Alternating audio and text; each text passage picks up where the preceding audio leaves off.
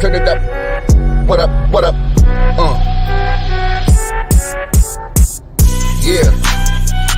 Grab your chair, put up a seat, yeah. Welcome to the Atheist Round Table. We just the dudes that you knew for poking holes in all these fables. Yeah. See, we're just some atheists that got questions like, why does God kill babies with cancer? Hopefully, you can bring some answers. We'll sit back and take notes. Go ahead. Welcome to the Atheist Round Table. Welcome to the Atheist Round Table.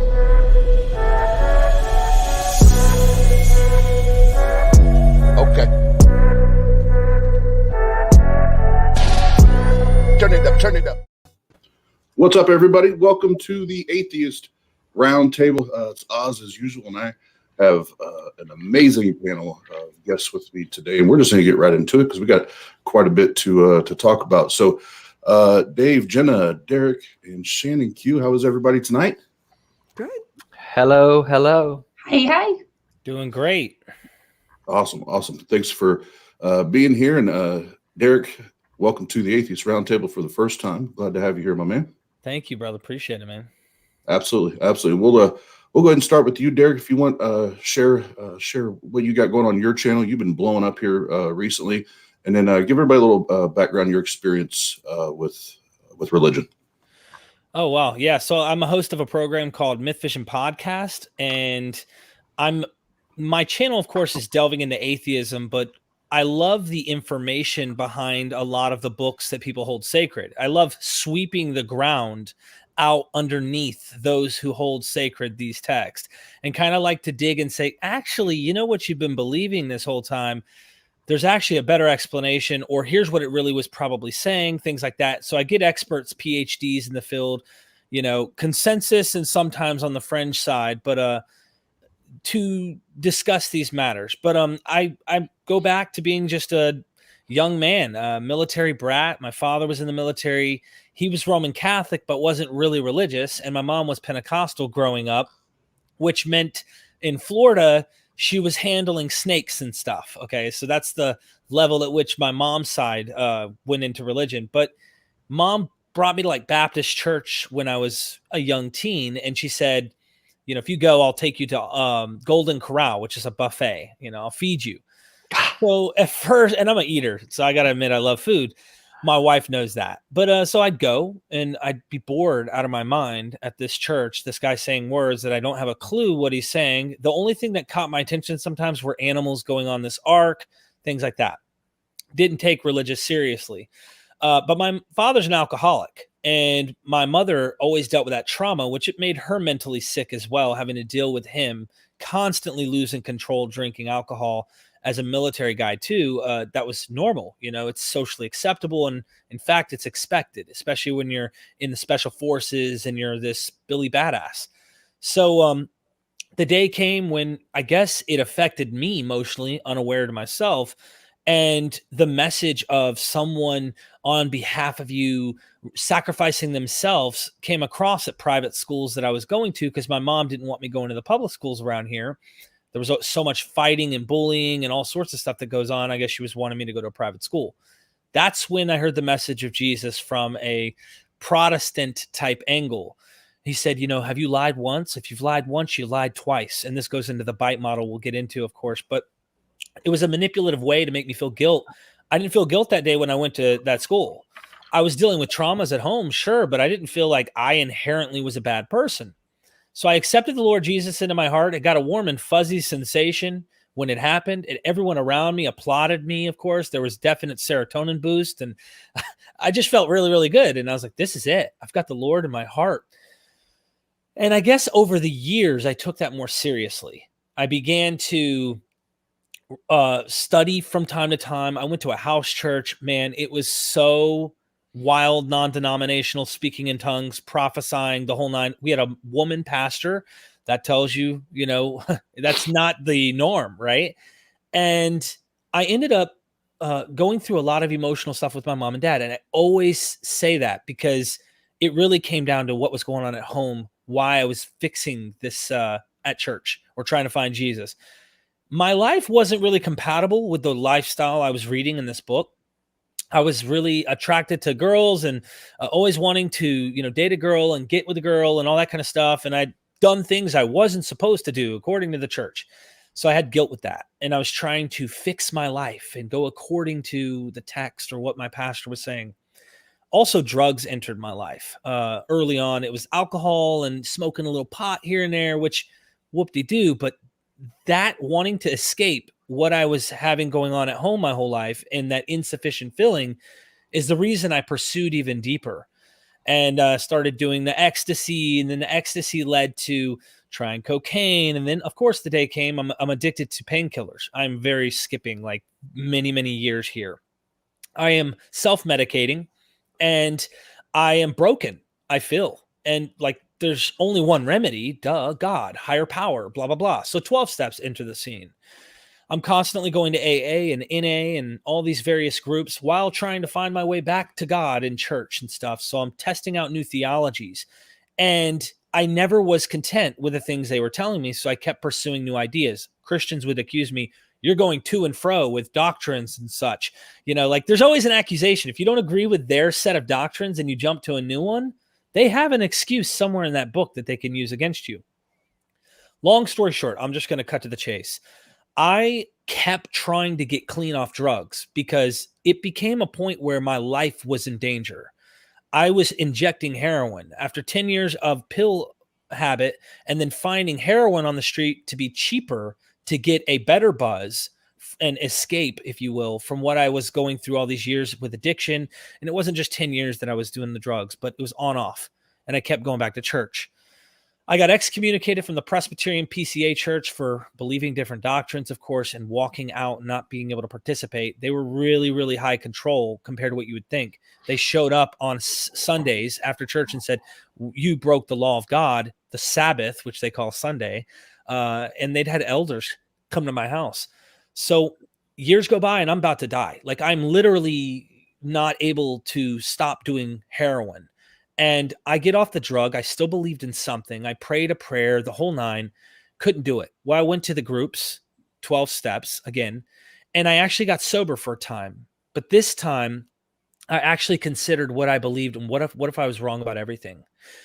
I started to take on critical thinking and studying things from atheists, people who've been saying all along, there's a natural explanation for some of this stuff. And that I seriously think I have been born again at this point. Now I say that to say, I feel freedom now, and I owe it to the critical thinking and being where I'm at today, because that religious system and that continuous, I'm going to find an escape with God and God's going to save me, was an addiction as well. And so they all hijack the same properties in our brains. And so that's my story. Now this is my way of escape, and it's constantly studying and trying to understand the world we live in, which is a natural world, and not have to have superstitions guide us or cause us to think certain ways, which harm other people. So that's all. I'm done. Oh, awesome. Thank you for sharing all that, Derek. And Thank you. There's three there that we can delve into here in a minute. And I'm sure there's a lot of people that connect to that story. I know you and I have talked, privately about it, and we share some similarities there. And we'll get into that. But Shannon Q, thanks for coming back to the Atheist Round Table, and let everybody know about you like they don't already know it. Hi, I'm Shannon Q. I have a YouTube channel called Shannon Q, where I talk about the intersection of psychology and faith and engage in complex dialogues. I also, like Jenna, co-host the Atheist Experience from time to time, and I also co-host a show. I'm all over the place. I co-host a show called The Sunday Show on the Line channel as well. So I'm kind of everywhere. I was an Anglican, which isn't the usual story. I wasn't in a fundamentalist religion, but I was competitively Anglican. So when I found out that there wasn't female altar people. There was all altar boys. I decided I was going to be the very first altar girl. When I found out that you needed to be X age in order to be confirmed, I was going to be the youngest person in the church to be confirmed, and I accomplished all of those things. So I was an altar girl, and I was confirmed at the age of, I think it was like 8 or 9, with all of the junior high school kids, and I was there. I was like front and center at the forefront of the church. It was very difficult at times because in the Anglican church, you can't get divorced. My parents were divorced, so my mother couldn't go to church with me. I had to go to church with my grandmother, who was an absolute matriarch who I love with my whole entire heart. But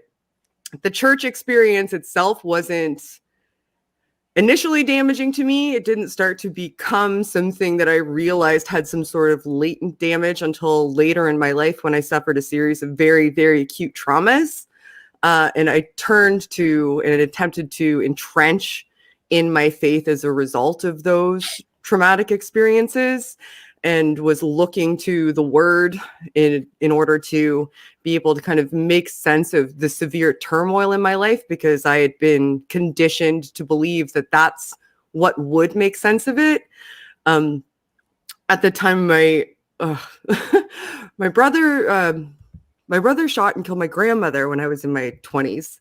And at that point in time, I decided that I needed to turn to something in order to be able to kind of make sense of morality and how people operate and what the world should be. So for the very first time in my life, instead of being preached to from the pulpit and, allowing other people to dictate what my faith should be to me, I decided that I was going to entrench myself in it and read the Bible start to finish. And that made things worse, because I realized that my conceptualizations of morality weren't in there. Weren't in there at all. I realized that there was components of it that were being, I would say, purposefully kept from me in order to give me the artifice of this beautiful, loving, exceptional, flowery version of faith where, Jesus loves you and died for your sins. And even saying that is the weirdest thing now. Like the idea that someone else, being happy that someone else died for me, isn't something that I can morally reconcile now. And delving into that morality, and then studying psychology and studying neuroscience tore it all apart to me. It all just went asunder. No one could answer my questions. People were very upset that I was even asking questions to begin with when I needed help the most. And I turned to the church in order to get that help and told them that I was ardently attempting to find a way to make sense of the world and reality and morality and what it all meant. They were upset at me for having questions instead of attempting to answer them for me. And I came to find out it's probably because those questions can't be answered because they don't make sense when they're held up to scrutiny. And I went through some turmoil afterwards and still do to this day as a result of it. But yeah, so that's my little story about deconversion for whatever it's worth. And hopefully somebody can relate enough that they can perhaps get something. And also, I'm okay now. I'm more okay. And that's the most important thing. I wouldn't be okay if I was still there. I am very much okay now as a result of not being there anymore. And now I fight about things like Christian counselors, and I'm a mental health advocate, and I educate people on the science of neuroanatomy. So, hi, nice to meet you. Yes, Thanks, thank you again, Shannon. And I'm pretty certain that the Christian counselor thing will come up this evening. Oh, yeah. I'll make sure it does. Oh yeah, Jenna. It'll come up. And what I told Shannon the other day, I love her when she goes on her Christian counselor rants, because they're dead on. And it's a message that more people need to hear, because they think that just going to a Christian counselor and then the tools or the tactics they use are normal. That shit's not normal, and it's not okay. But we'll get into that in a minute. Let's not trail off yet. But Jenna, thank you again so much for coming back to the Atheist Roundtable. Great to see you, and go ahead and tell everybody about you and Same with Shannon, not like they don't already know, but go ahead and refresh us. Thank you, Oz. It's good to see everybody, and I'm so glad we're doing this because there's so many different kinds of stories that people need to know, and so many people don't believe that this kind of thing even happens. But so basically, my experience was I am one of 7 kids. My dad was one of 7 as well, and he was raised in a very, very, very Catholic household, also military. So there's a lot of discipline that's been influencing my upbringing. But basically, you're raised.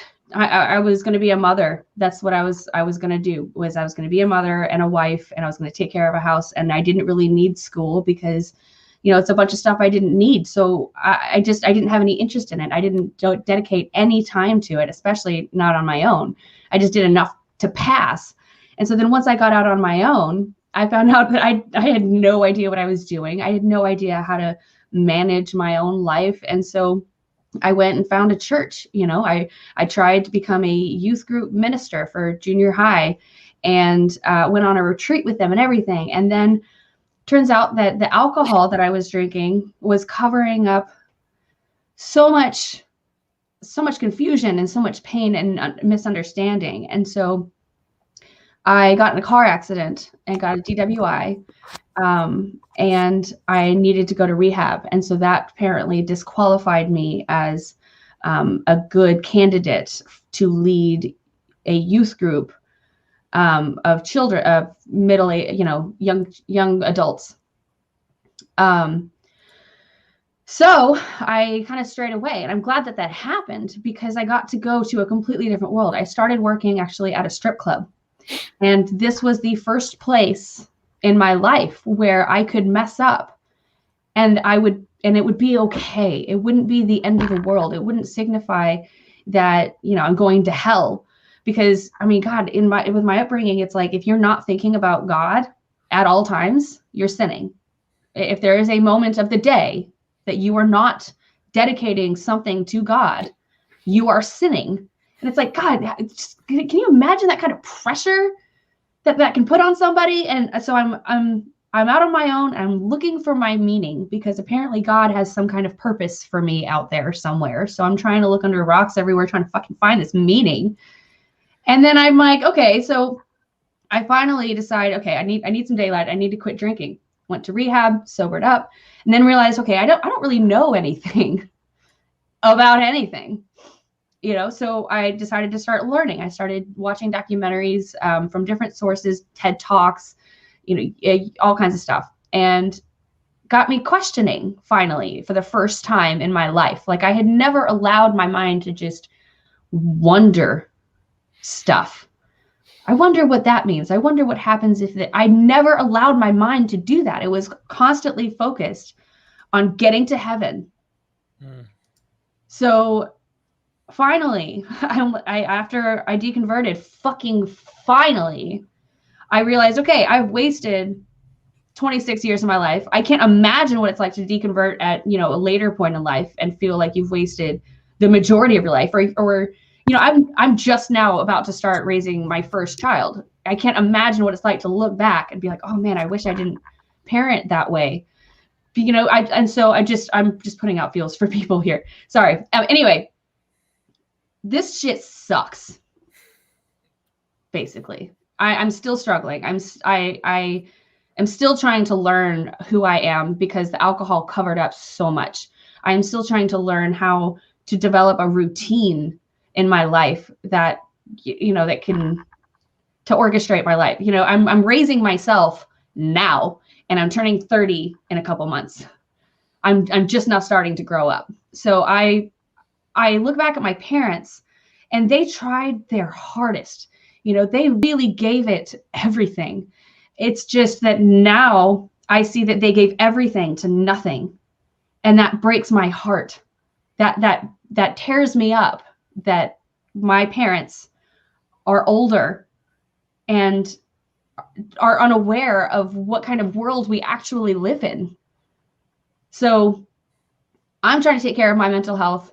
I've learned that you cannot control other people, and it is not my job to control other people.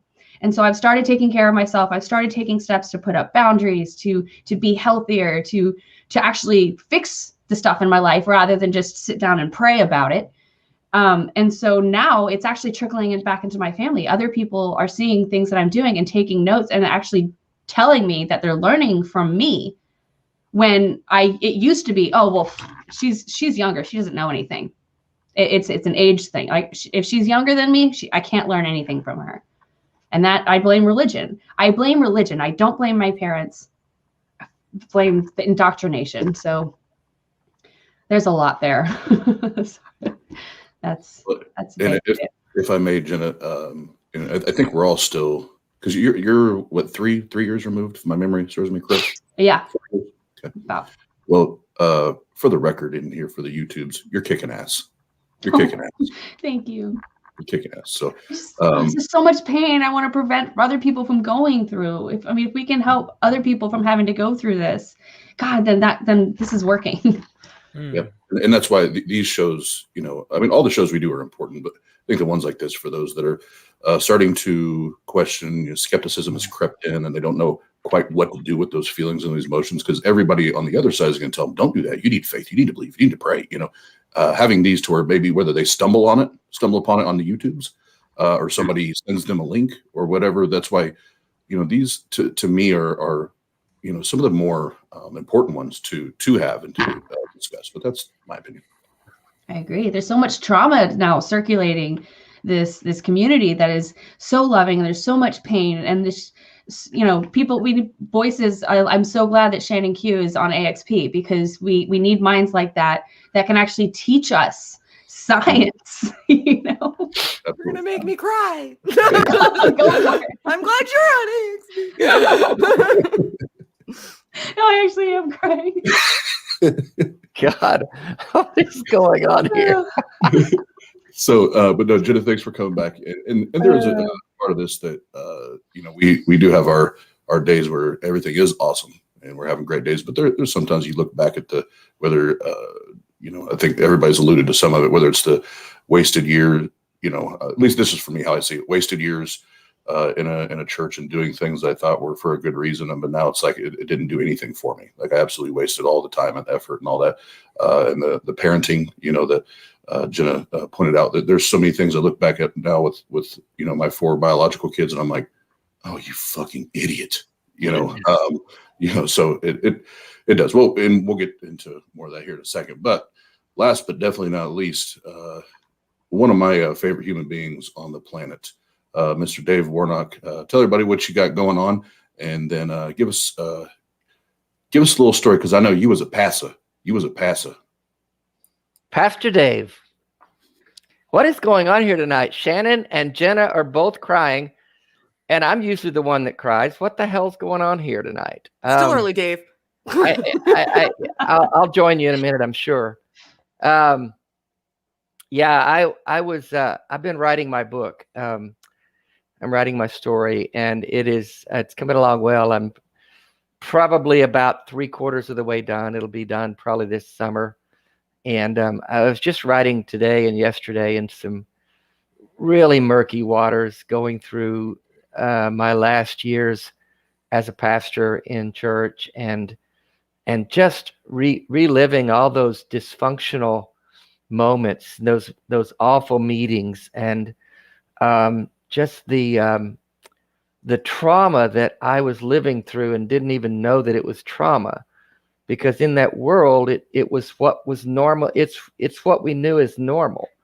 These kinds of insane conversations in these insane meetings that we had, and the things that we thought we were doing to help people, and we weren't helping them. I'm a recovering Christian counselor, Shannon, and we thought that the Word of God in prayer was enough, because all problems were spiritual, and you applied spiritual solutions to spiritual problems. That's the problem with Christianity.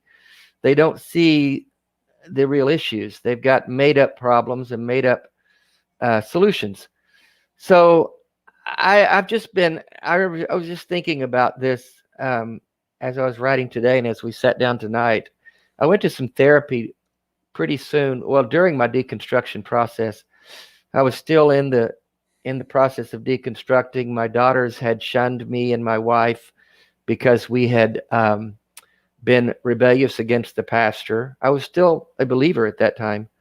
And this therapist, after a couple of sessions, very clearly said to me, you have suffered some massive PTSD, and the church, your experiences in the church are what's caused this.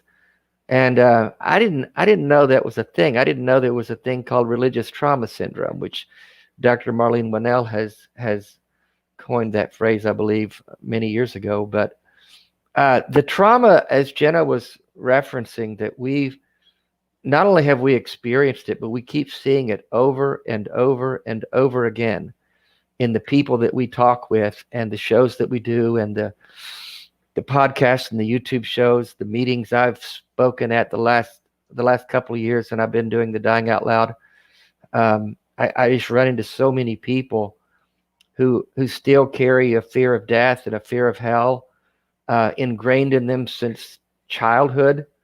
And even though they're thinking rational adults now, they still wake up with night sweats thinking that they might still end up in hell. Although their mind has told them they know it's not real, it's not true in their inner being that was so ingrained. And that's just absolute fucking child abuse. And it inflicts so much needless trauma on human beings. And so the stuff that we're doing in these shows and the conversations that we keep having, sometimes I think, everybody knows my story. Everybody's heard all of this, but no, they haven't, because every time I turn around, I'm getting messages from people who are just on the very beginning stages of questioning. They'll say, I'm also co-hosting on the Atheist Experience on a regular basis now. So, and that, every time I do that, I hear from people everywhere. Thank you. I didn't know what I was thinking. I didn't know the questions I was having. I thought I was the only one. And then I realized, how many of us, when we came out, for me, it was over 10 years ago when I deconstructed and left Christianity. So back then, there weren't all these shows. There wasn't a plethora of resources. It was a wasteland. And I really did feel incredibly alone. I discovered the Clergy Project. I saw Ashley on here and we connected through there. The Clergy Project was my first entrance into anything that had to do with deconstructing Christians. And I got to know Dan Barker and some other people through that. But now, there's so many of us doing the stuff that we're doing, and it's just, it's as important as ever, more so, because there are more and more people who are questioning things. There are more and more people who are coming to the end of their faith, realizing that it was just a bucket of promises that didn't turn out to be true. And they're looking around saying, well, if that's not real, what is? What if I can't trust that? What can I trust? If I can't trust all the authorities in my life who told me all these things that were supposed to be true, and I come to find out they're not, what the hell? I don't know where to go. I don't know who to believe. And so we got to keep talking about this stuff. I'm going to, just to wrap up what I'm doing, I'm doing a talk for recovering from religion on Monday night, about, it's called the fallacy of sin. And that's a subject I've been doing a lot of study and looking into lately. The whole idea of sin as a thing. It's not a thing. It's a religious construct. It's designed to produce guilt and fear, and it's designed to cause us to think that we need a savior. We don't need a savior. We don't need saving from anything. We're not sinners. We're just people, and sometimes we make mistakes, but that doesn't mean we need a blood sacrifice savior. That's just fucking bullshit. So we need to talk out loud about those things, about, as Shannon would say, about them. Yes, exactly. And that's what I'm talking about Monday night. Recovering from Religion does incredible work. I direct people to that resource all the time. because they really are helping a lot of people navigate stuff. And I'm working on my book. We've got the court conference coming up, conference on religious trauma. That's the middle of May. If you don't know what that is, look it up. You can find it on my links. There's some incredible speakers, and then me. But there's some people talking about stuff that really know what they're talking about, and then they ask me to talk. I don't know why. But and then like I said, writing my book, and my other stuff is at daveoutloud.com. And I'm going to start a YouTube channel myself in about a month.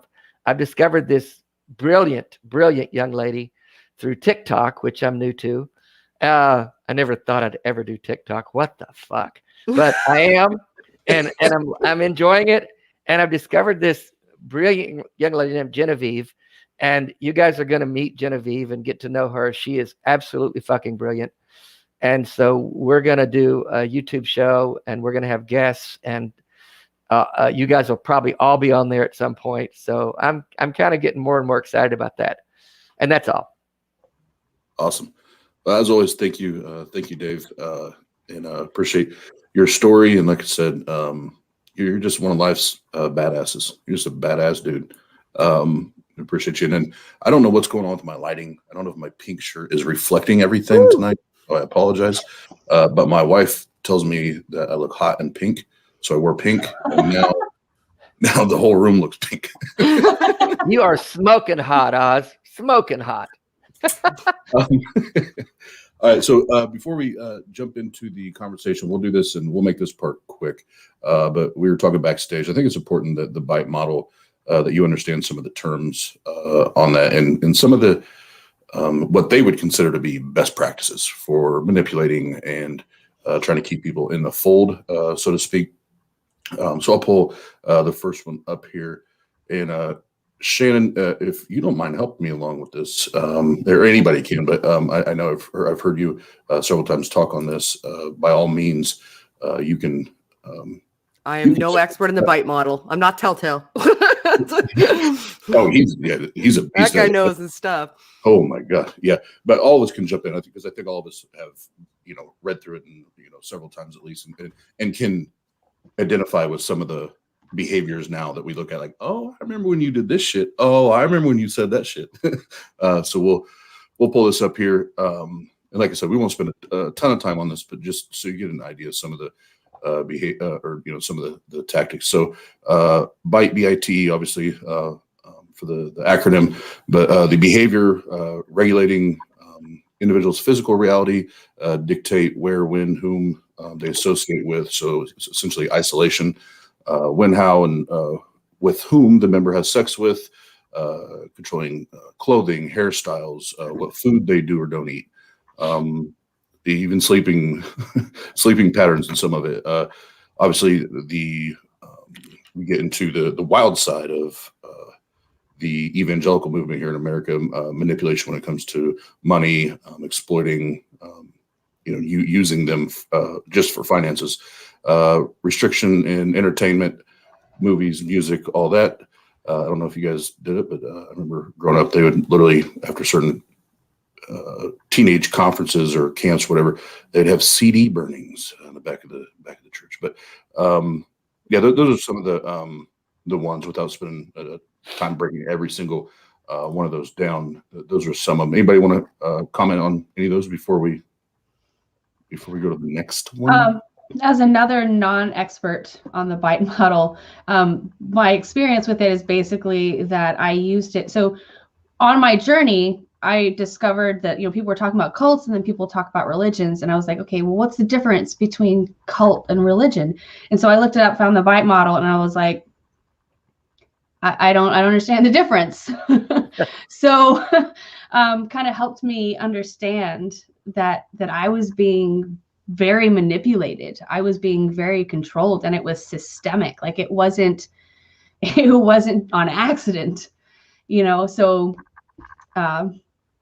yeah, it's behavior, information, thought, and emotional control. Just that's the list, the BITE. It's very triggering. Like just reading the BITE model and the like, for example, regulate individuals' physical reality, dictate where, how, and with whom the member lives and associates or isolates. I mean, oh my God, like it's very triggering.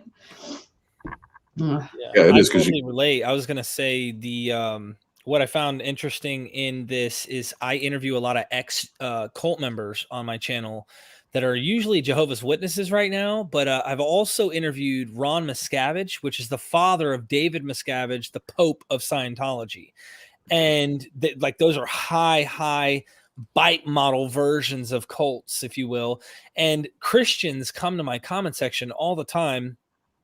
Christianity, the religion's not a cult. You need to stop doing that comparison. And I'm thinking, you might not be as high. I mean, I'm talking to the worst models of cults, right? So like Scientology or, Jehovah's Witnesses, who will literally physically, parents will say, I'm never speaking to you again, my flesh and blood. Have a nice life and stay out of my face because you're not going to make it into paradise earth. But in Christianity, no, we're not that much. Depends on the sect of Christianity, because my Presbyterian church showed up to my door on Sundays when I didn't come to church. I had to talk in front of 5 elders whenever I started thinking doctrinally different, and had to explain to them why I was thinking this way, and really not to prove to them what I'm saying is true, really to listen and take the reprove. And they were there to try and convince me. If I didn't go with their method or what they were teaching, there was going to be a problem. And so, I think Christianity in general, no matter what version of it, I tell people this all the time, I want it to change. I want society to influence these religions to such a point where they almost look the same as the normal society that isn't religious. And so, because I don't think we're going to just get rid of religion tomorrow, at least we can start tearing down the foundation that's making it fit this bite model and making it harmful for society, if that makes sense. That makes sense to me. So like the part that gets to me the most in Christianity, because I don't think that I came from a sect of Christianity that would fit all of the bite model. Like the Anglican church, like I walked away and they were just like, okay, whatever. Like nobody showed up at my house, right? It's not quite the same, but the part that really kind of fits for me and where like the rubber hits the road for me is information control, because I think that there is this constraint with regards to your perspective or perception of everything where it needs to fit within the paradigm of Christianity. So when I had questions about neuroscience, for example, in my conceptualizations of the soul, and I was like, okay, well, this just falls apart. It wasn't allowed to fall apart. I had to find a way. I had to either find a way for it to exist within that paradigm or leave. Right? Like you're allowed so much exploratory room, and then you hit a wall. Then you hit a wall and you cannot go any further. You can bend a box, but you can only bend it so far before it breaks, right? And if it no longer fits in that box, then you just can't be a part of this group anymore. You're asking too many questions. You're pointing out too many flaws. You have to go away. Stop asking the questions. That was what really got to me, especially when, like, from a mental health perspective, I was at a point in my life where I was at an absolute like apex of my mental health is like at stake here right now. And I am throwing all of my eggs into this. Christianity has to be the answer for that basket because you told me it would be. I believed you. I bought in whole cloth 100%. And here I am saying I'm studying aspects of mental health. I have all these questions. What do you got for me? And they basically said, here's what I got. Stop asking questions and pray. And that blew my mind. My mind that at the point where you need it the most, if you have the wrong kind of approach to I need help, they say you don't get help from us. You get turned away. We don't deal with those types of questions. So the information control aspect of it is what just really drove me out. I was like, okay, so you're telling me you're refusing to help me and give me answers. I'll go find them myself. Bye. And thank God I did. Concept, the information control, that's what I was thinking of too, Shannon. That idea that you can control people's information, that is fading away. Back in the day, you could. I mean, you go back to when the Bible was only printed in Latin. And the common people couldn't even read the Bible. They had to be told what it said by the priests. all the way till now, you've got young people sitting in a church, and if a pastor says something, they can get on their phone right now and Google something and get information that counteracts what the pastor's saying. So this is where we're living now. And that's why the evangelical and fundamentalist concepts are going to continue to fade away, is because people can now find out. They can now do their own research, and young people will get online and they'll look it up and they'll say, wait a minute, my spiritual leaders are telling me this, and yet I'm finding out that this, and this, and this is true. And that's only going to increase, and that's only going to get better. So, that's why we're seeing a decline in the numbers of churches and religious orientation.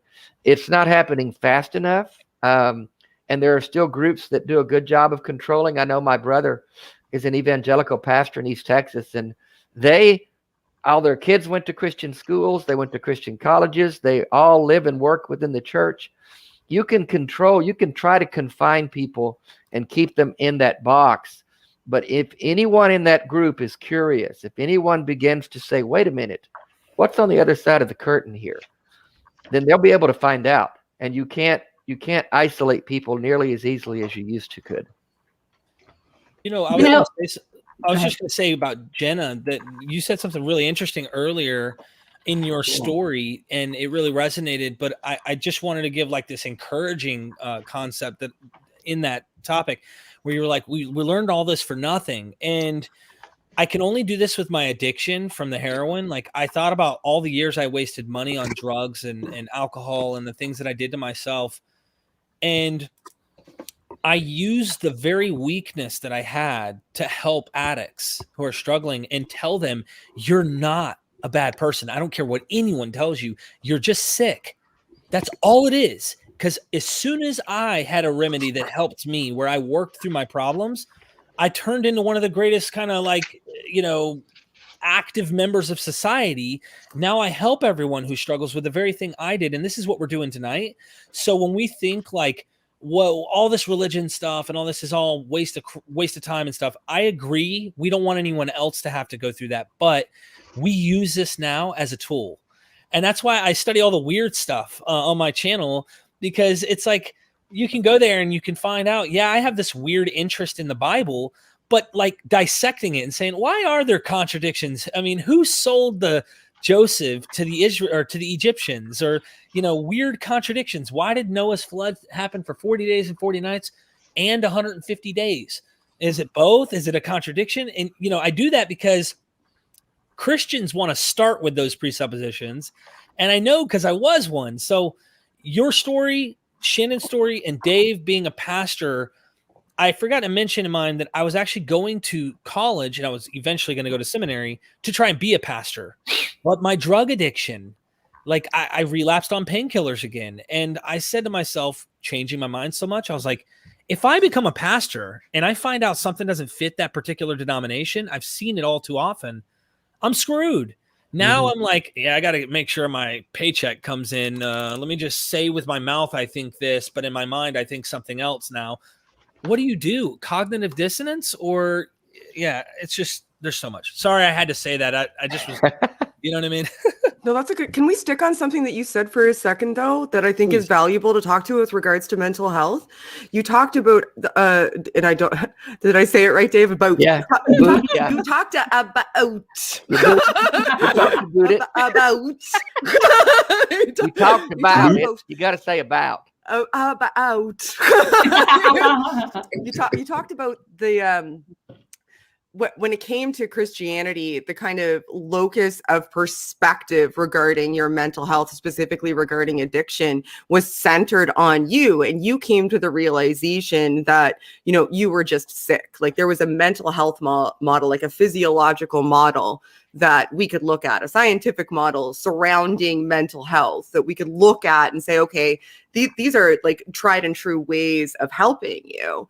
When it comes to one of the things that I rally against the most, and I think maybe it's because when I came out of it, I needed mental health assistance and they failed me. And I've watched other people fall into this trap, is that Christianity specifically, I can't speak towards other religions because I haven't had this experience, but seems to say that you're out is putting faith in something outside yourself. You need something different than you. You need something outside of you. You either need the structure of the church as a scaffolding that you need to now be reliant upon, or you need this perception of God that you need to now be reliant upon. And without that, you cannot gain that control. So it's still not allowing you to gain control over yourself, gain control over what your decisions are or your understanding of your addiction. They're now, instead of tethering you to being addicted to a substance, they're tethering you to requiring a dependency on a deity or a system or like a church structure.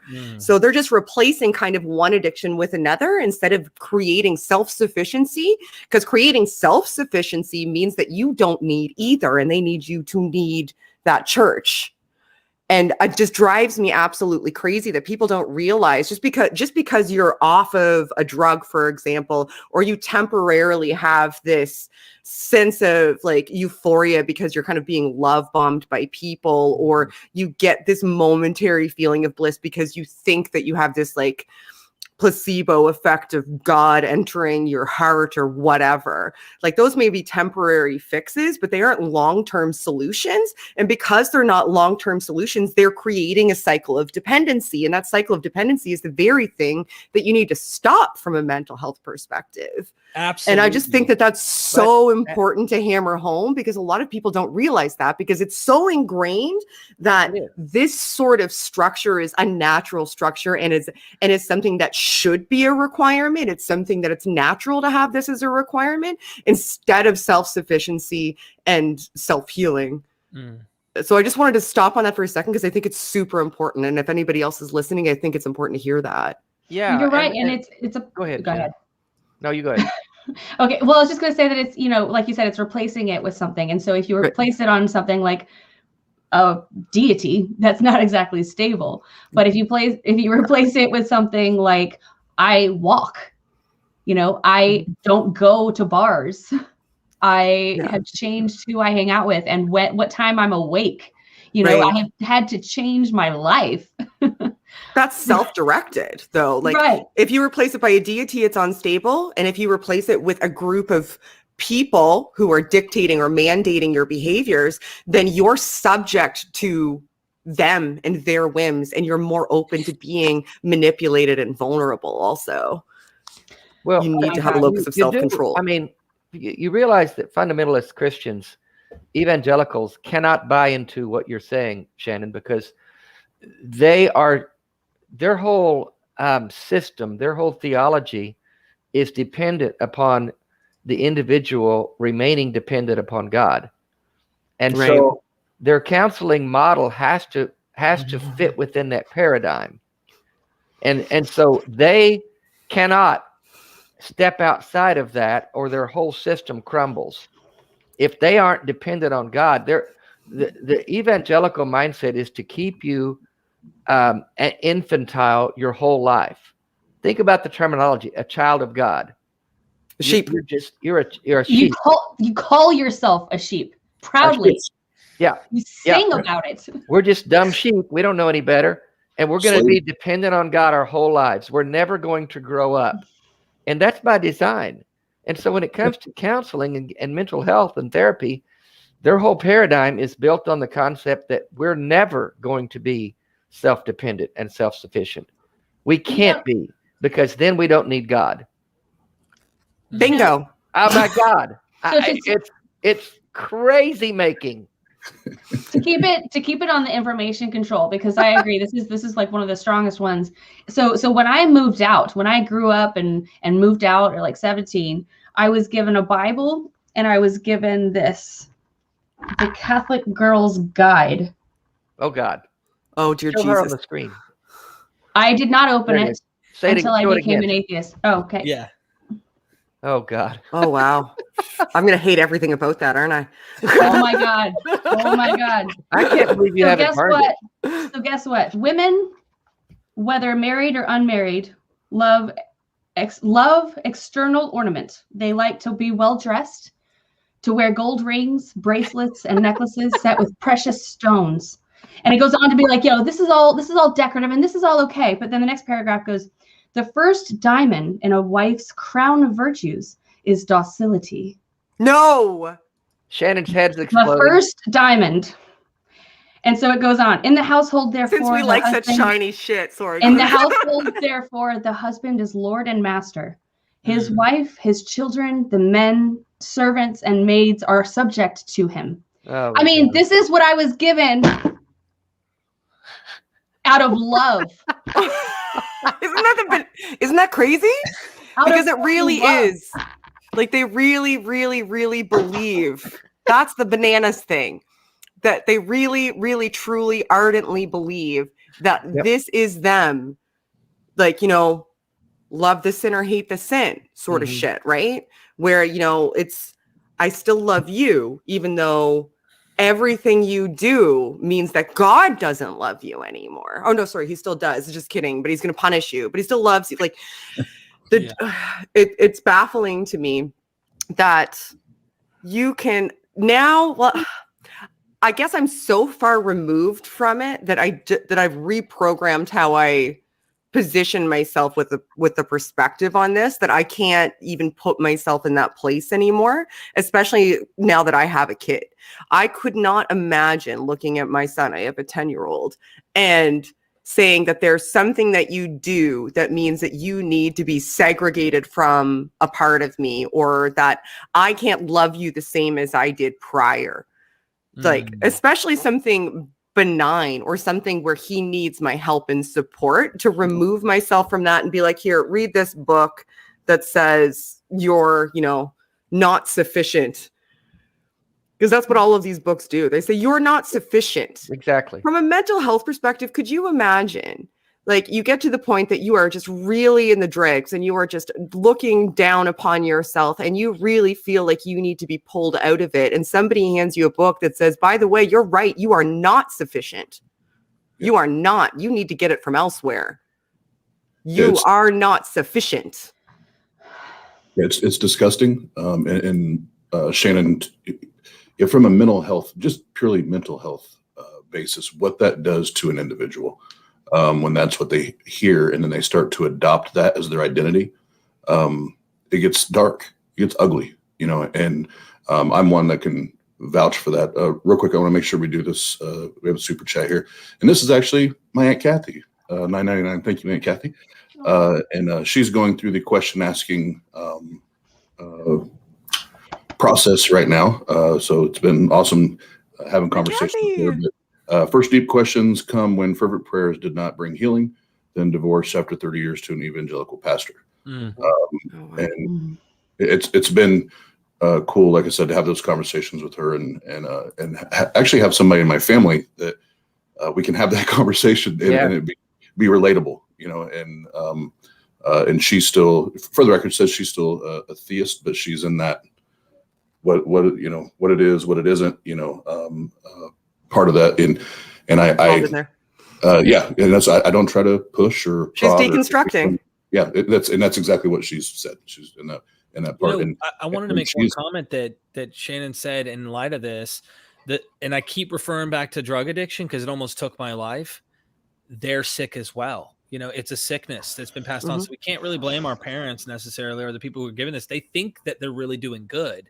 I mean, especially when the book tells you, and the whole presuppositional approach to the text and the whole thing. It's like, hey, you're doing God's work, but how do we, what we're doing right now, like, how do we break that down so people can see we have better morals now than even the God of the Bible? It's like, my dad is a very, very private person. Like, doesn't like people to know when his birthday is. Very, very private. So I feel really bad whenever I share anything about him, especially on YouTube. But I think it's very important because he is a part of my life and he has influenced me in so many ways. And he is actually one of the main drives that I have, is looking at him and looking at how he's dedicated his life and how much he's told me that the more pain, the more suffering you experience, the better sign it is that you're doing good, and you're going to spend less time in purgatory, because the more suffering you do here, the less suffering you'll do after you die to get to heaven. And so it's like I can see I quit drinking almost 4 years ago. And he called me and actually said that he was impressed. And I'm like, I just feel so bad because he is now struggling with this that I just got through. And he is still struggling with it. And way worse than I was. And I can't help him because now he is so proudly working for the Knights of Columbus. Anybody know what that is? No, I don't really. It's a Catholic organization, right? Yes. I mean, I don't know the end details. I just know that growing up, there were the guys in suits wearing feather hats and swords, and they're supposed to be like the protectors of the congregation. And so he's working for them, and they teach you, well, just find a hobby,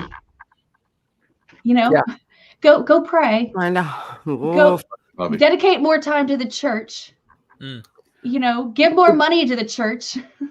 The go pray thing bothers me the most, I think, for a multitude of reasons, because if somebody is in an obsessive internal cycle, telling them to turn more internally can actually cause them to fixate, and it can escalate a mental health crisis.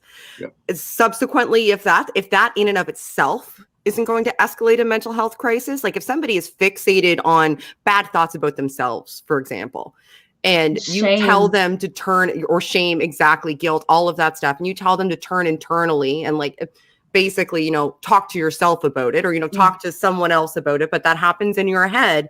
You're asking this person to consistently fixate on flaws, and that's going to create a cycle. Also, subsequently, if you're getting somebody to turn internal and saying, okay, ask for answers, you will get them, and then you don't, that is going to cause them to, especially if you're taught that you get them if you're worthy. If you're already feeling as though you're descending into this cycle of shame or doubt or depression, and then you think, okay, I'm going to do this one thing, this person who loves me the most is going to give me the answers because I have been told by all of these people I trust in a system that's been built around me my entire life that this is going to be what helps me, and then nothing comes. What then? Yeah. What? The amount of woo around like the scapulars and the rosary and all these little practices that they give you to just take your mind off of whatever it is you need to fix. Right. Jesus Christ. And then, I'll say a couple things here and I'll back myself off the screen because Pastor Mike put a comment on here. I want to make sure I read it here in a second. But this just for those that just jumped on, this was not a show focused on bite. So I put a link in there for the rest of the model if you want to go through and read it, because if we, as passionate as all of us are about all this, if we try to go through that whole bite, it'd be a 3-day long stream chart, we're gonna be here a while. So so I put the link in there. That way, if you go check it out, please do. I think that's so important. And to what you guys were just talking about, the one that it's funny to me because they operate and they act like that and they treat people like that. But then in their book, it says that hope deferred makes the heart sick. So if you already know that and you're going to keep pushing that hope further and further away, you're already admitting that you're going to make that it's okay for you or your God to do that, because you already know it says that. You already know the rules of operation, But if I could share this real quick, because this is a I guess to use Christianese, a testimony of when you walk away and you start finding the people, your friends, the community that are on the other side. Because I know when I walked away, I'm sure you guys had similar feelings. I was scared shitless because I was like, I'm not gonna have friends. I don't know what family members I'm gonna have. I'm gonna have and I'm a people person. Like I love people, and I was scared to death. And then I got to meet Pastor Mike and and the rest of the crew. And early on, there were scenarios like this that he shared here. Oz would sincerely call me at 3 a.m. Now I'm getting emotional. When his family were sleeping, not wanting them to hear his breakdown and become like a child again. And I'm not going to read the rest, or I'm going to start crying. But that's what people don't realize. It's in those moments that that you need those people. That's why we have, recovering from religion, even on TART's website, we have a way to just, if you need to text anonymously and dump and vomit and vent, whatever whatever that is. But for the people that try to shit on it or poo-poo religious trauma syndrome, I'll just publicly give you a big fuck you because you have no idea. You have no idea what you're talking about. And there are people like myself and others that go through a lot of hurt, a lot of pain. And for years as a grown-ass man, when I walked away, was still terrified of the thought and the concept of a hell and me burning in a hell for all of eternity, which gripped me. And I had to talk to a therapist about it, so it's a real thing. And find a secular therapist and talk. Talk therapy is huge. For the love of God, find a secular therapist. Find somebody who is a registered. Even if you want to find a Christian therapist, fine, whatever. Find a Christian therapist. I don't want to encourage people who are Christians who need mental health that they need to find a therapist who's an atheist. But for the love of God, do not go to a biblical Christian counselor. No. Do not look and make sure that the person that you are going to see is not under the auspices of a church and is actually registered in your state or province to practice as a mental health professional, an educated mental health professional, so that you can make sure that their directive as your counselor, therapist, psychologist, psychiatrist, counselor, because that's all they can call themselves, is to make sure that you are okay and not make sure that you come to a conclusion they want you to come to. Right. It is so goddamn important. And I cannot hammer that home enough. The Secular Therapy Project, they vet their therapists really carefully, even if they don't call themselves Christian. Some of them use Christian methodology, and it's very unhealthy. So that's a great resource, and I encourage you to go through them if you're unsure about where to go. When Oz was sharing that comment, I was reminded. So I don't have a whole lot of memories other than just, things like, well, we did this, we went to church every Sunday, things like that. But I don't have a lot of memories before the age of like 11. But I do have this one memory, and it is so strong, of being so frustrated with life and just how I felt. And I just remember, and I'm sorry, trigger warning, in case anybody gets triggered by listening to stories like this. But basically, I remember crying on the floor, and the reason I bring this up really quick is because children can experience stress. I was told, oh, kids don't know anything about stress. Kids don't know anything about anxiety, or kids are kids, right? And it was just so invalidating. And I was actually suicidal. Like I actually desperately wanted to die. And I remember sitting on my bedroom floor, crying my eyes out, begging for God to end my life because it was a sin to commit suicide. And if he really cared about me, if he really gave any shit about me, then he would end my life right now and not make me go forward anymore. And that was one, thank you. That was one of the moments where I started to wiggle that faith in God. Cause I was like, well, he didn't do what I needed him to do. He let me down. He wasn't there. I can't imagine what I would have done if I didn't believe in hell. Just the way that I was raised, I can't imagine. But try to just, kids can feel so trapped. Kids are controlled completely by their parents and their teachers, and they're controlled by somebody all the time. And it just, when you raise them, telling them things like, how they're going to be happy. You don't know.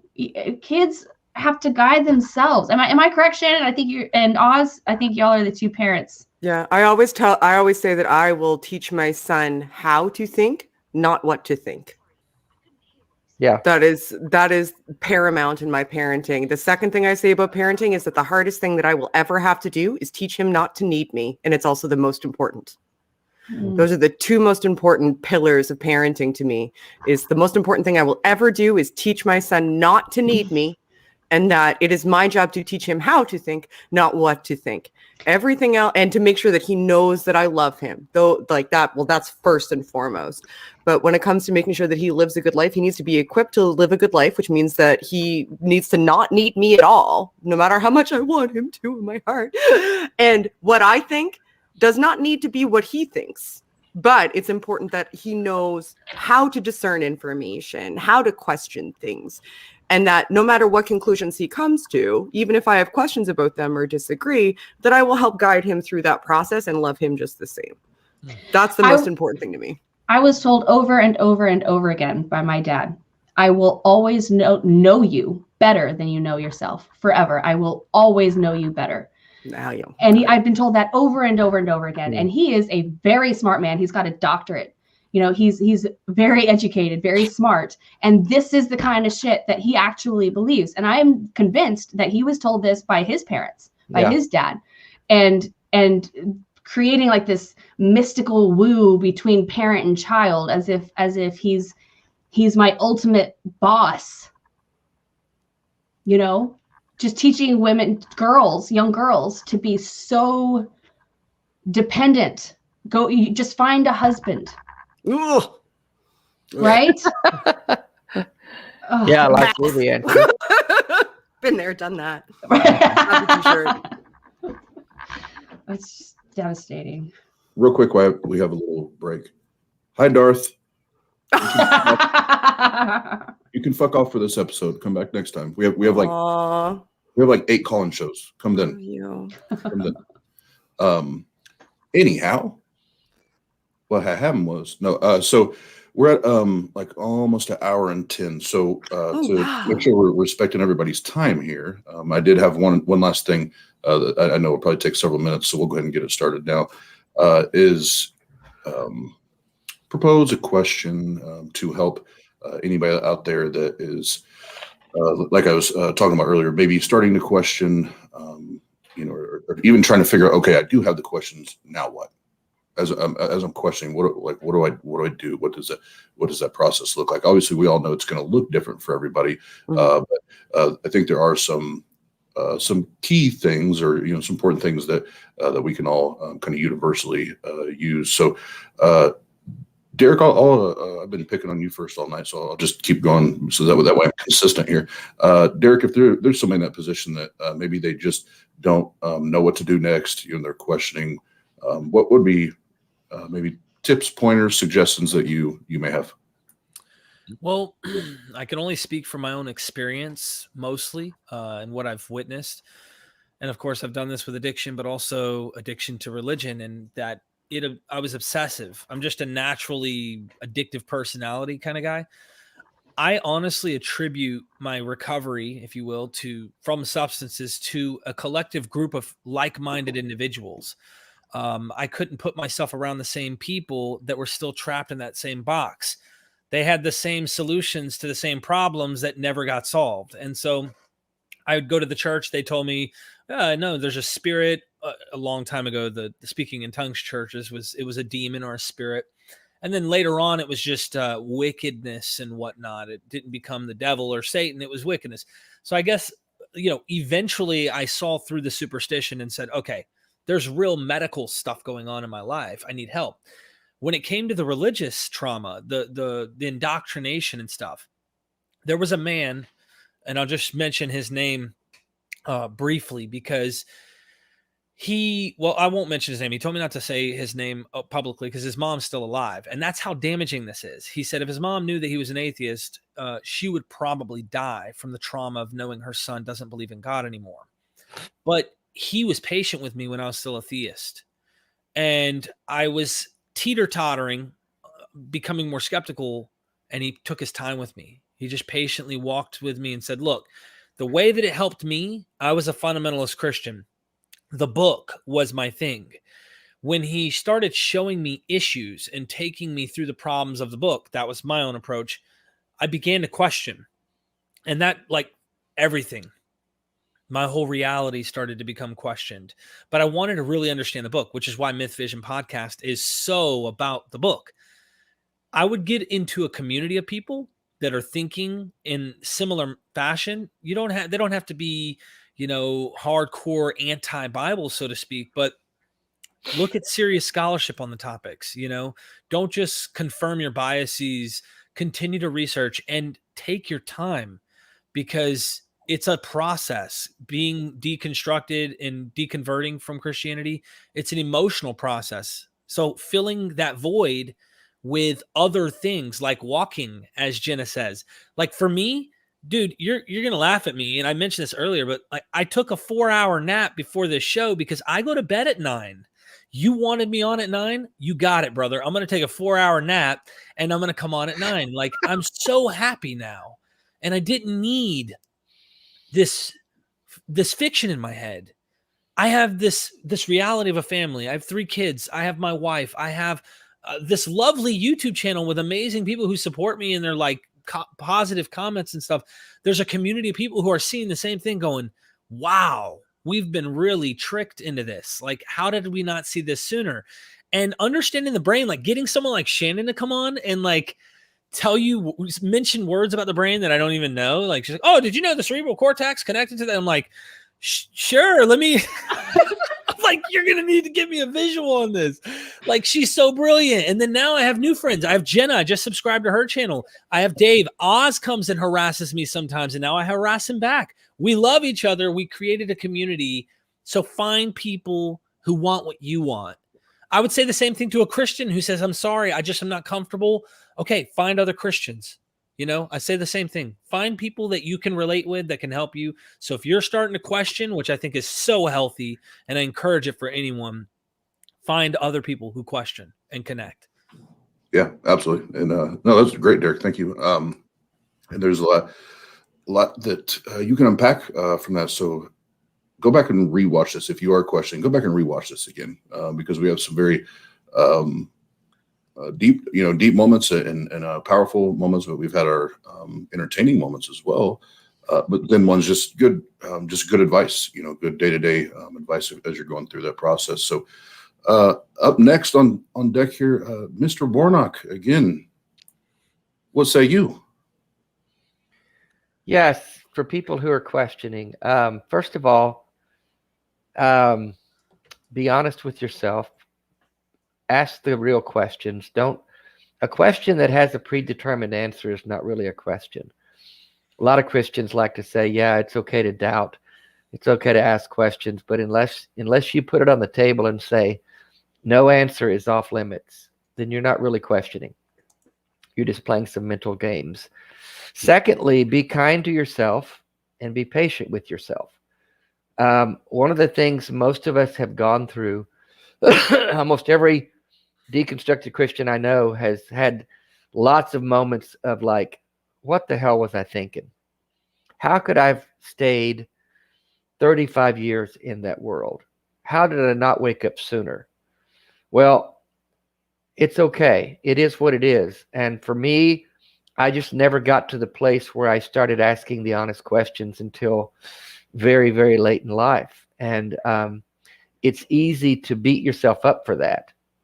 And I live now by a quote that I heard a couple of years ago by Maya Angelou, which simply says, do the best you can do until you know better. And then when you know better, do better. And so me now as an atheist simply is me doing better, me coming to a place where I'm able to say, I thought I knew what I knew, and I thought I was doing the right thing, but I was wrong. And I've said this in several formats on several platforms, and I've gotten a lot of response from it that's very positive. And it's this. It takes a lot of courage to admit you're wrong, especially if you were in that place for a long, long time.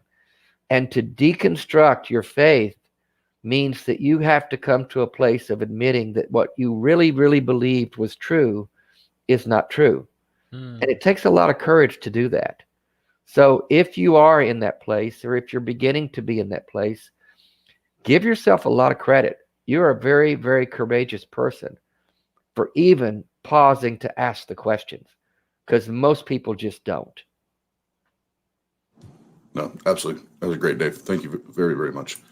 And before we move on here, thank you, Kenneth Leonard, for the $9.99 contributing to the Cheesecake Fund.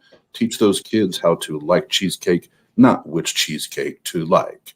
I'm going to own him so hard on Monday. We're in a hot sauce debate. No, I'm going to spank him like a... Do you even know the topic yet?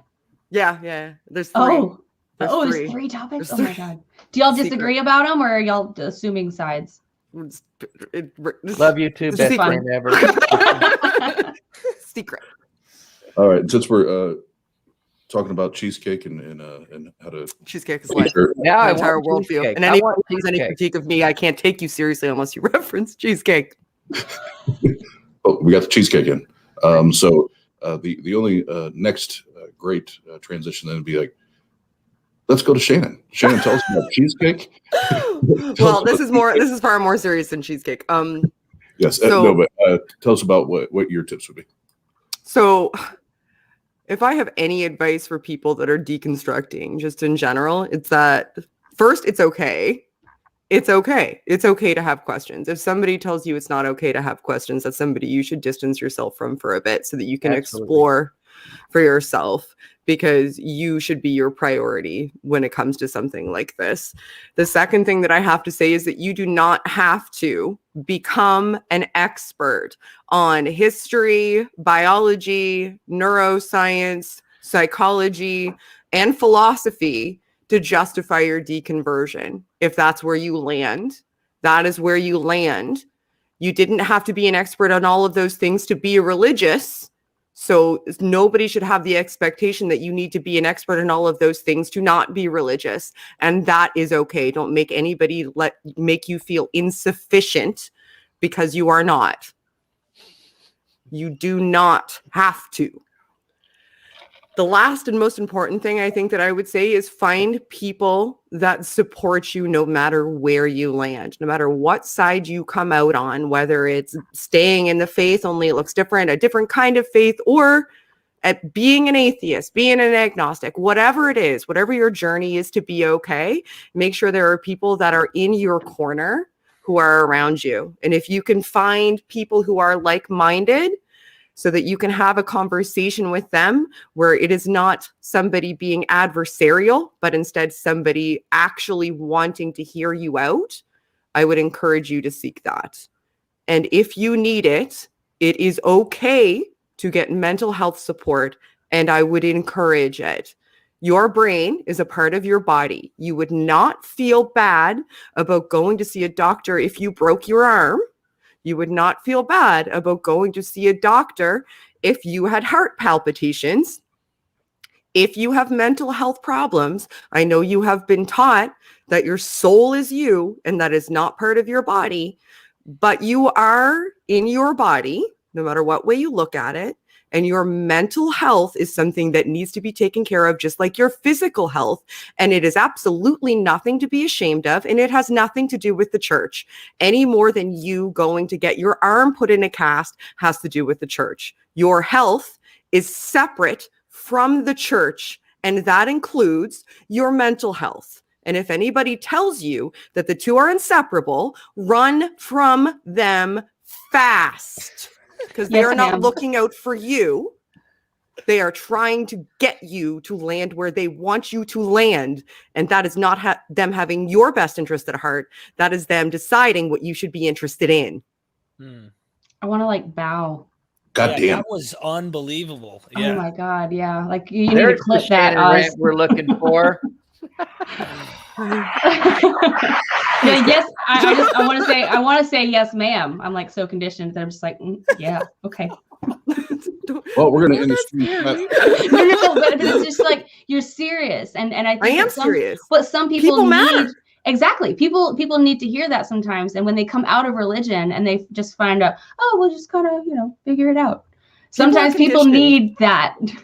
People are conditioned to think that their mental health is a different kind of health. It's something that it's synonymous with their spiritual health is what they're conditioned to think.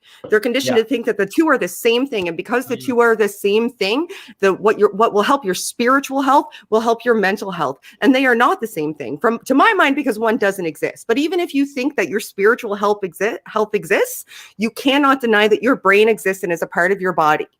And you cannot deny what your brain does. You cannot. Yes. And it is a part of your body. It is a part of your physical health to take care of your brain. I love that because Shannon, you said this on a video that you've done where the brain, you were arguing with a Christian concept of the soul and whatnot, but the brain is the vehicle, right? The Christians even admit, look, right. if there's part of your brain that stops working, well, that limits how much of your soul can actually function. Okay, well, at least take care of your brain. That's fine. You want to believe that? That's fine. Take care of your brain, because without that portion, I don't care what you believe about the spirit or soul, that part of your brain will stop working if you don't take care of it. So you might as well physically take care of yourself, mentally and physically. And but the brain is a muscle, though, and if you start exercising it, you can develop. Right? Am I correct, Shannon? Well, I wouldn't call it a muscle in that way. No, I wouldn't call it like in the way that you think of other muscles as like being able to contract and cause mobility, or like what I mean is portions of your body. Well, what I mean by sorry, go ahead. The problem coming out of Christianity, evangelicalism, is that you are taught there to not trust your mind, to not trust your thoughts. Thoughts are evil. Thoughts are wicked. Mm-hmm. And you're taught to continue to be stupid and to not develop that part of yourself. And so coming out of that, what you're saying, Shannon, is like a whole nother language to them. And it really takes a lot of work for Christians to be able to say, yes, I've got to develop my brain. I've got to develop my mind. It's okay to think. It's okay to discover. That's just a whole new, it's like a part of them they've never exercised. Mm. It's so much work. So what I mean by a muscle is it's something that you have to use in order for it to grow. I see where you're coming from, Jenna, and that's what you're saying is it's plastic. That's the way that you would refer to it in plasticity. Yes, your brain has plasticity, which means that you can develop portions of your brain. So like and it's been undeveloped in that fundamentalist mindset. You're taught to not trust your own thoughts. Right. The mind is deceitfully wicked above all things. The heart, the mind, all those things. You're taught to shove that down and only trust God and what the preacher says. So coming out of that, they've got to redevelop something they've never developed. But it's coming out of it, though, like, so it's the and please, Shannon, if I say something wrong, correct me as I go, but it's the prefrontal cortex that is the logical part of your brain. And that's the part of my brain that I hadn't really ever engaged, like at all. And so once I started, like, I could physically feel, like I described it as fireworks was the best way I could describe it. I could physically feel neurons firing in places I had never felt them firing before. Like, it was literally mind blowing. I think that's where they get the term is when you're, my brain was physically rewiring itself. And your brain can and does. And it's sometimes required, like going to what Dave is saying, people are wired to listen to what I just said and hear it as basically a heresy. Yeah. They're wired to think that what I am saying is absolutely antithetical to what's best for them, instead of actually wanting what's best for them. All I can say is that it is true that you do matter and that you need to make sure that your mental health is taken care of as a part of you mattering. That is what that matters to me. I am not saying this because I want you to come out the other side an atheist. I legitimately don't care if you do. What I care about is whether or not you come out the other side okay. No, I am somebody who is giving you the message that I want you to come out the other side okay, regardless of what you believe in regards to faith. If somebody else is telling you they want you to come out the other side believing something and that they're going to close off avenues that mean that you may not believe that, one of us has your best interest at heart, and one of us wants to make sure that you come to a conclusion that they agree with. I don't care what your conclusion is. I care whether or not you're okay. James is tired. I'm tired of your argument. Jesus Christ, I did not lump all Christians together. I never have. If you listen to what I say, I always say fundamentalists or evangelicals. Stop with that shit. I'm sorry. Yeah, this guy's done this before, and I'm tired of it. Fundamentalists, evangelicals, I always differentiate. Pay attention. Jesus Christ. I love it when Dave gets sassy, because the first thing I hear out of his mouth, he says, Jesus Christ. I already know he's getting ready to go off. I can't help it. No, it's like it's the warning shot. As soon as I hear Jesus Christ, I'm like, here we go. It's already crossed the bow. Both to good off. Thank you, Shannon. That was brilliant. Jenna, what say you? What are some you're gonna make me follow Shannon? Yeah, you're welcome. You will surpass me by leaps and bounds, I'm sure. Oh my God. Okay. Well, I was taking notes, and basically what I'm going to say is basically like a combination of what you've already just heard. Like, I'm going to kind of share the things that I share with myself, because something that I've learned is that little voice that you hear inside your head that's talking to you, that's you. Mm-hmm. And you can talk to you as like a buddy. You can pump yourself up. You can tell yourself different things than the things that you've been told to tell yourself. And so I would say, first thing is just be nice. Be nice to you. Just be patient. Take it one day at a time. Focus on breathing. Breathing, I think, is so fucking underrated in this world. So take a minute, just breathe, because I know that first, God, that emotion right after coming out of religion, you just feel like this drive, like you have to do something, and you just don't know what to do. You can take a deep breath and realize that you can just take it one moment at a time and just start doing whatever it is you want to do. Just start, just go. And I would say another really big thing is kind of what Shannon brought up was setting up boundaries and a healthy support system. So if you're in a fundamentalist family that is now shunning you because you think wrong, try to find, place boundaries against the people who are hurting you and are not encouraging you, people who make your blood pressure go up when you talk to them. And it doesn't have to be forever. It doesn't have to be like you're canceled forever. It can be like, you know what? I need some time. I need some space. I need to take care of myself for a little bit. I'll come back later. And find people that make you feel better. And I'm sorry, I know that probably sounds a little bit woo, but guess what? Feelings kind of count. So I think that's actually a really good way to take care of your feelings too, is seeing a therapist, seeing a secular therapist who is not going to just tell you to pray, who is not going to tell you just wait it out. God has a plan for you.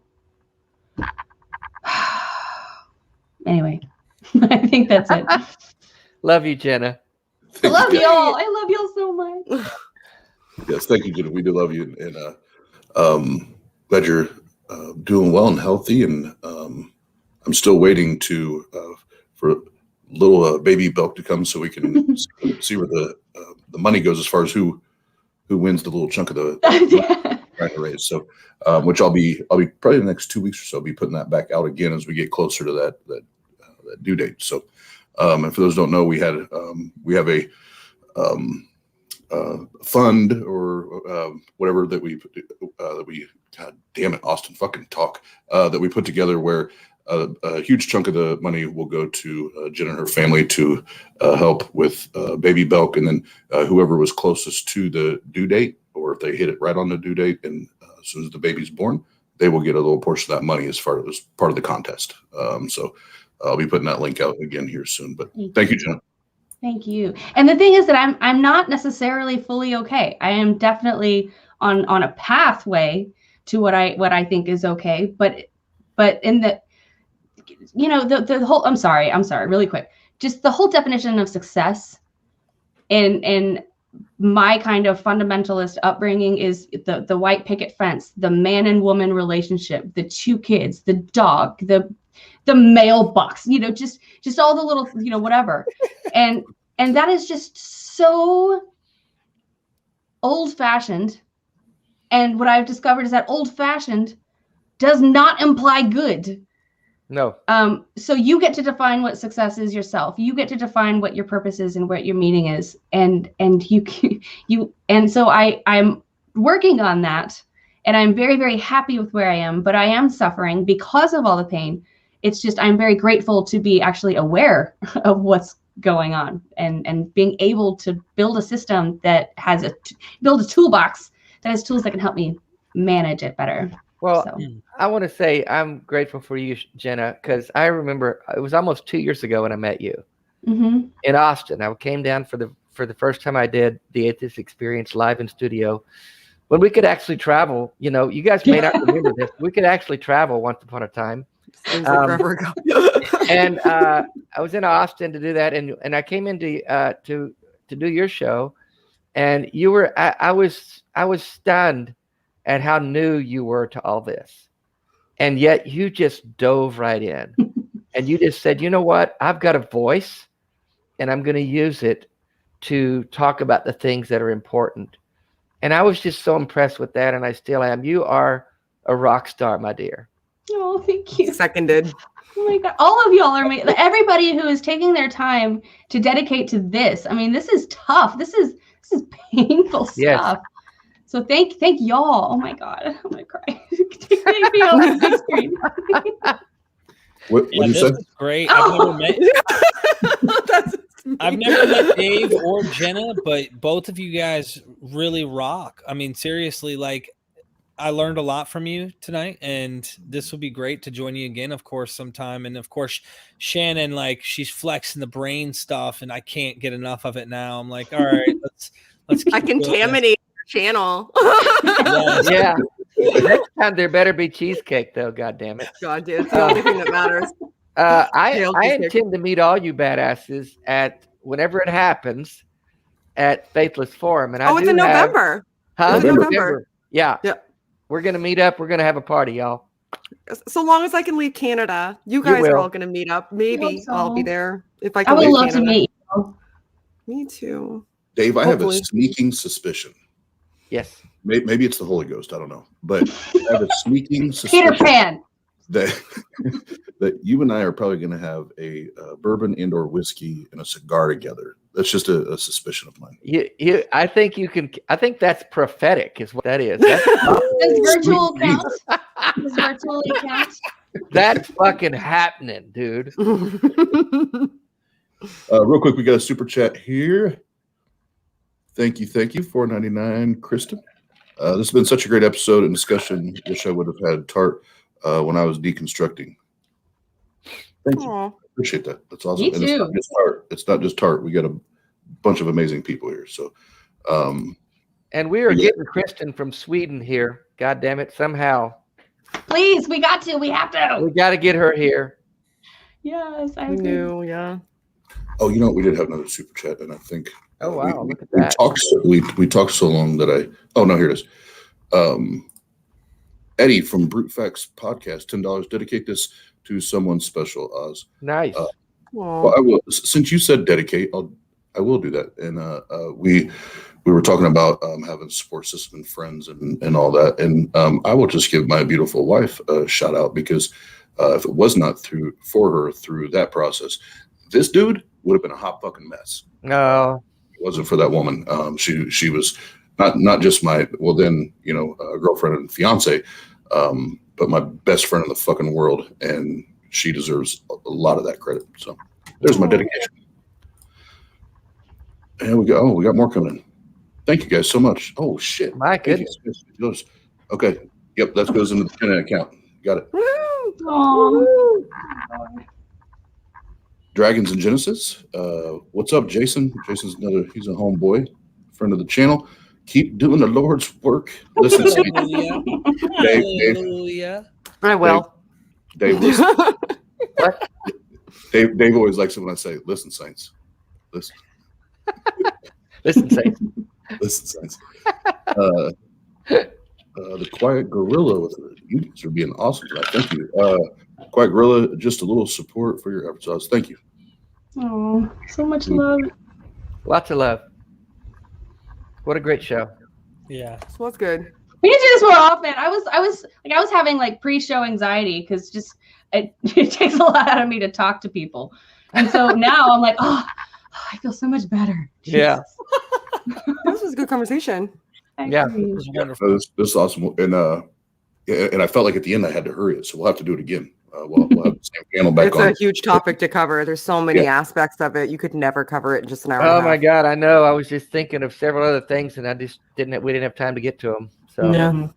Yeah, so we can discuss it and schedule everything and try to get as much of it covered as we can. But it's a huge subject. But I'll tell them what I'm doing with what you raised for me. So for our 1 year anniversary, and I think this is cool because it's just is another testament to Pasta and really the approach from TART as a whole, but Pasta exemplifies it like a badass.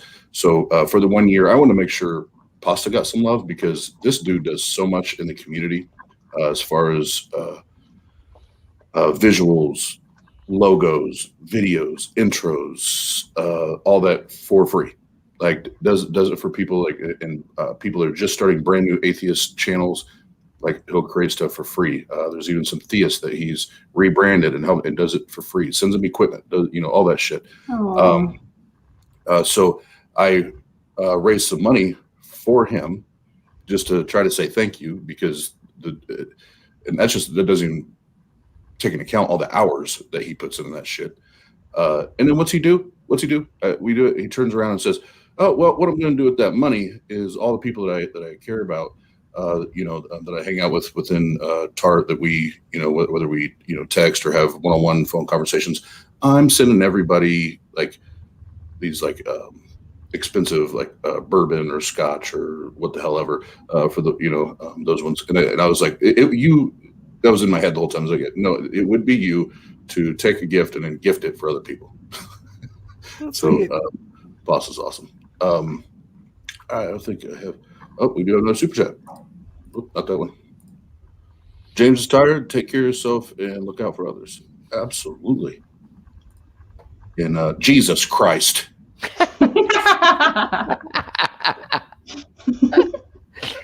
about to go down. God.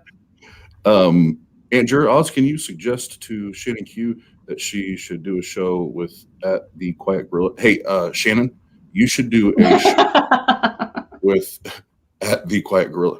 I didn't know that. I recognize the Quiet Gorilla. I didn't realize that they did any shows though. I'd happily go check them out. Do they have a channel? I would assume. Why? I'll go check them out. I recognize them from chats. And Eddie's going to pay my mortgage this month. This is that Eddie? Yep. Okay. I was joking, but then I read the message. Now I feel like an asshole. This one's for my disabled schizophrenic brother. Oh. I'm sorry, Eddie. Bless. All right. Yeah, Eddie. Hopefully you saw that we just did that. But yeah, Eddie is a Christian, and he put a great comment up earlier, and then I'll wrap it up here. And as a Christian, he said, "Prayer does not replace mental professional help." Thank you. Yeah, need more of those Christians around. Mm-hmm. Yes, we do. And if I'm not even going to say that.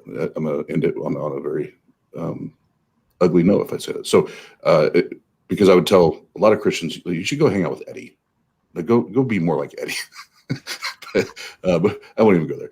But thank you guys for hanging out tonight. And for myself, as far as the tips or advice, there's not much more that I could say than what these awesome folks have already shared tonight. And I will just tell you, as you continue to learn more and discover more, be skeptical about everything.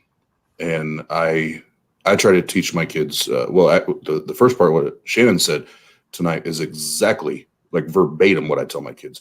I will help you and I will teach you how to think. I'm not going to teach you what to think. That's it. You need to experience life, taste life, hear life, feel life, and you need to make those decisions. The dad's not there for that. That's not what dad's for. But I will teach you how to think critically. So do that. Ask questions, and if you find yourself in a group of people or an organization where you're not allowed, or they consider it not healthy to push back or ask questions or be curious, and there's penalties or threats or anything behind that, run for the fucking hills. Yep. Run. And then the last thing I would say, and I think everybody kind of said this, there is a beautiful community for those that walk away. Now, we are filled with a bunch of humans. Now, this is going to sound like I'm preaching in church, but we are humans. We have flaws. We fuck up and we say stupid shit, and we sometimes are having a bad day and we act like assholes. But it's an accepting community, and I would tell you to find a person or two that you can talk to. Therapist first, find a professional first, but find a friend that's going to that you can talk about day-to-day life stuff, and it not be there's not the judgmentalism, the legalism, all that bullshit that religion brings, and find that, because not only do I have that with my wife, but obviously I talked about Pasta Mike earlier, and if it wasn't for having that dynamic to where in those moments that I could just like, holy shit, I'd like this memory had, I had suppressed it, or whatever for so long that all of a sudden it sprung up as I'm going through and working through not just the deconstruction of the belief, but everything that I experienced, for, a week, maybe 2 weeks, it would haunt me.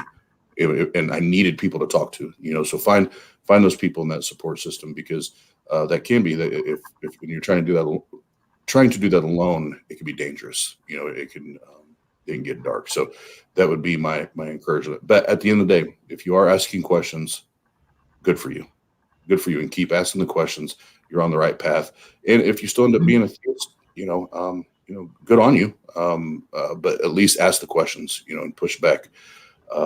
That's all I got to say on that. Before we wrap it up, guys, thank you so much for hanging out with us at the Atheist Roundtable, and we'll do this again.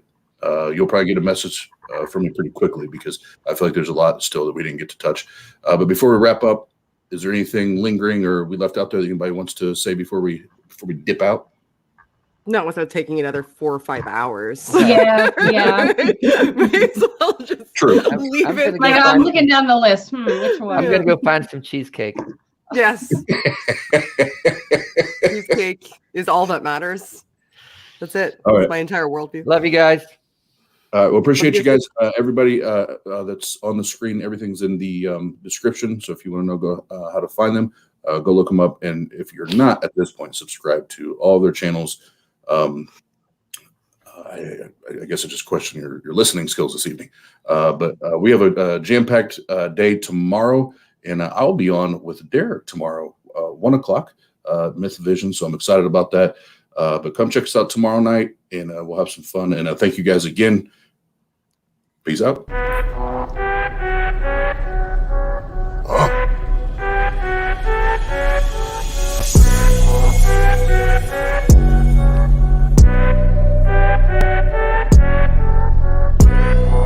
Turn it up.